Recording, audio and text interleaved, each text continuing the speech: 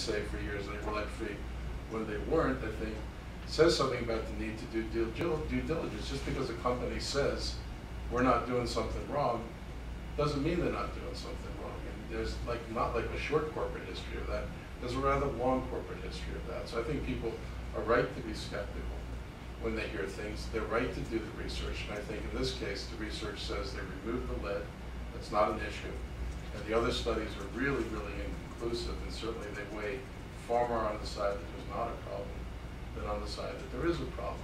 So I think that this is the right decision as long as all of us are agreeing that we're doing monitoring. And hopefully, the EPA will not come back with the results of their study and say, this isn't a particularly bright idea. Hopefully they'll confirm all the other studies.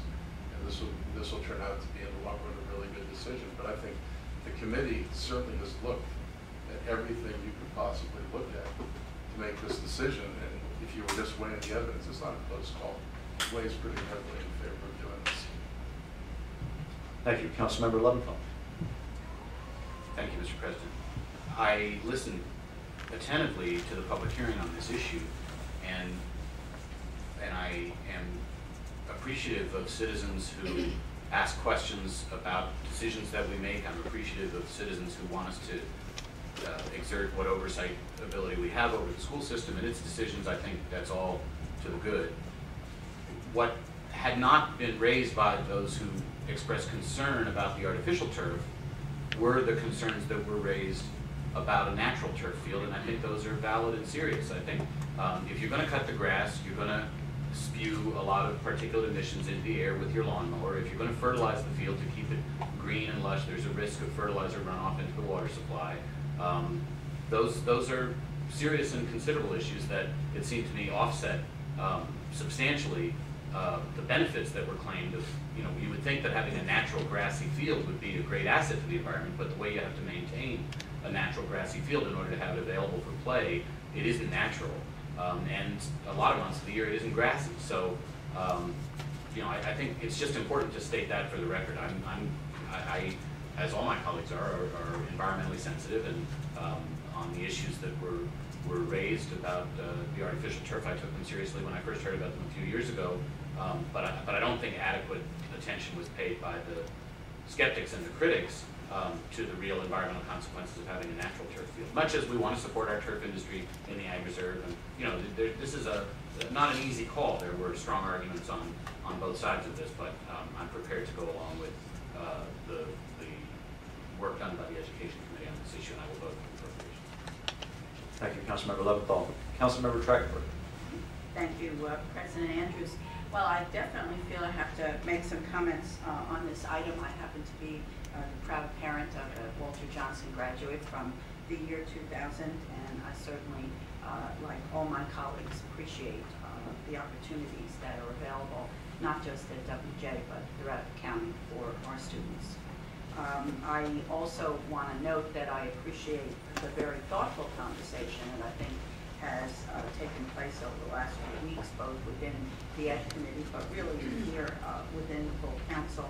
As I said to a parent the other day who actually just happens to live down the street from me, I happen to live right up from the high school. The literature clearly is scattered somewhat on the topic, but the fact that there is a willingness and a commitment to some ongoing oversight as the field is developed and utilized by students, that's enough of a comfort zone for me, and I suspect, again, for my colleagues. So, again, I support the funding for this, and I support the opportunity for the students, and I'm sure as we proceed in making this similar investment in other school settings, that at some point we'll have a better sense of what are the health ramifications, but more importantly, what are the things that we do to support the health and well-being of those students that are utilizing the opportunity in the field itself. So I want to thank my colleagues, and I want to thank the community for the valuable input that was provided to all of us over the course of the last few weeks on this particular investment. Thank you, Councilmember Trachtenberg. Councilmember Navarro.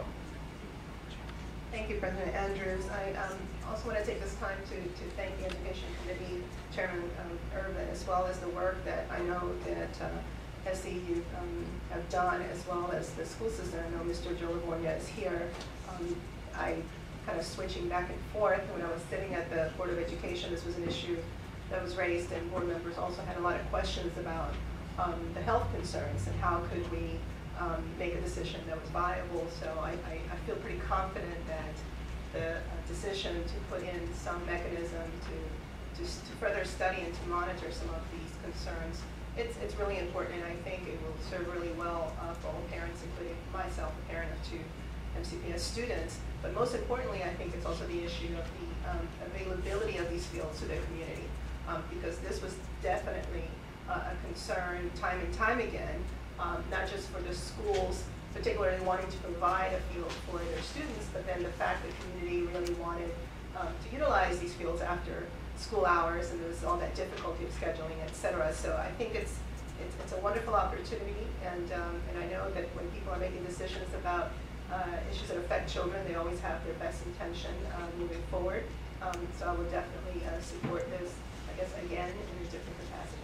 Thank you. Thank you, Councilmember Navarro. And I too want to thank Councilmember Urban, who chairs the Education Committee, who has basically ensured that over the last 2 years that this issue has gotten the attention it deserves, and appreciate that. And thank all the members of the community who weighed in.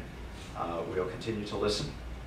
But I do think this is the right decision. I think that artificial turf has numerous advantages over grass turf, and the most dominant one being that it will allow much greater use of the field, which are in and our fields are in short supply in Montgomery County. There's intense demand for their use.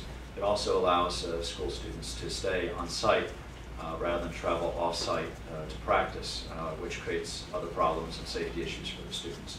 So thank you all for the good work. Thank you, Chair Urban. And I think we're now ready to vote on this special appropriation. So all those in favor, please raise your hand. And that is unanimous. Thank you. It's adopted 9-0.